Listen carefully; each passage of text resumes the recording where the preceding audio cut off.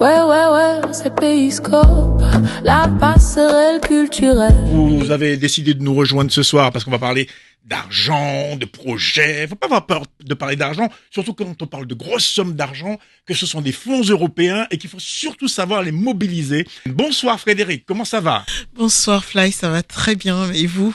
Ben moi je vais mieux, je vous vois. Quand je vous vois, je vous dis que pour les téléspectateurs, les auditeurs, tous ceux qui nous écoutent, c'est une bonne nouvelle que vous soyez là. Ouais, Je confirme. Il y a quelque part de l'assurance.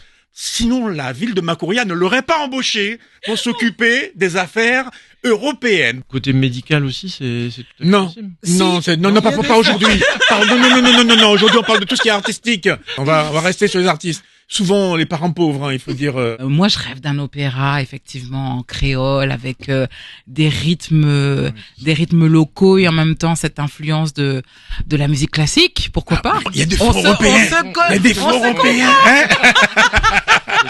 Faut qu'on parle. Hein, vraiment. Il faut respecter les rituels de l'Europe. L'Europe vous dit que c'est le premier à 12h heure de Bruxelles. Ce n'est pas à 12h heure de Guyane. Voilà, on va avoir ce genre de petites choses qui vont faire que beaucoup de gens vont rater les fonds européens. Globalement, quels montants ont été mobilisés l'année dernière, par exemple, pour la Guyane sur les fonds européens? 3 millions. 3 millions d'euros. 3 millions d'euros, sachant que le budget Erasmus quand même est à 27 milliards.